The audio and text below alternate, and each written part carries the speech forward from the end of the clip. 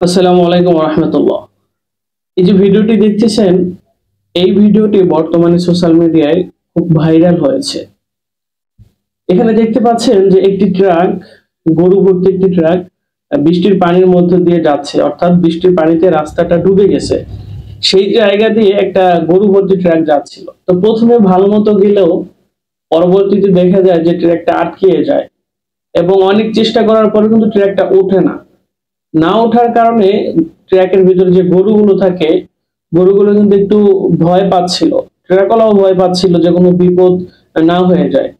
আশপাশে কিন্তু অনেক মানুষ ছিল, আপনারা দেখেন আশপাশে অনেক মানুষ ছিল। কেউ ফোন বের করে ভিডিও করতেছে, কেউ তাকিয়ে তাকিয়ে দেখছে, কেউ দাঁড়িয়ে রয়েছে।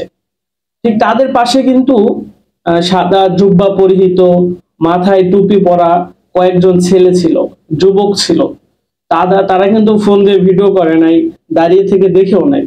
যখন দেখছে যে গাড়িটা বিপদে পড়ছে, লোকটা বিপদে পড়েছে, এখানে সাহায্য করা দরকার, তারা ঠিক এদিক সেদিক না তাকিয়ে, নিজেদের জানের পরোয়া না করে, নিজেদের কাপড়ের পরোয়া না করে, তারা কিন্তু সরাসরি হাঁটু পানিতে নেমে ওই ট্রাকটিকে ধাক্কা দিয়েছে। ধাক্কা দিয়ে দিতে দিতে ট্রাকটাকে উপরে উঠিয়েছে এবং তারা সফল হয়েছে। এক্ষেত্রে লোকজন অনেকে অনেক কিছু লিখতেছেন, ফেসবুকে সোশ্যাল মিডিয়া অনেক ভাইরাল হয়েছে ভিডিওটি। কেউ বলতেছেন যে আসলে মাদ্রাসার ছাত্ররা সবসময় মানুষের উপকার করে। আসলে এটা ঠিক, মাদ্রাসার ছাত্ররা সবসময় মানুষের উপকার করে, কখনো নিজের জন্য কাজ করে না।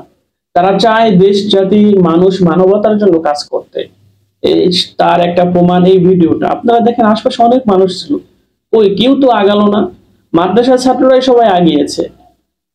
আসলে এখানে আমরা বলতে পারি বইয়ের শিক্ষা মানুষকে শিক্ষিত করলেও মানুষকে মানবতা, সাম্য, ন্যায়, অগ্রাধিকার দেয় না। শুধুমাত্র ইসলামের শিক্ষায় মানুষকে মানবতা শেখায়। ইসলামের শিক্ষা মানুষকে আসল মানুষ হতে শেখায়।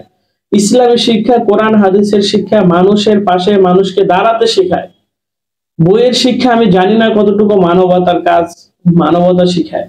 তবে এই ভিডিওটা দেখে আমি বুঝলাম যে বইয়ের শিক্ষা আসলে মানুষকে মানবতা শিখায় না।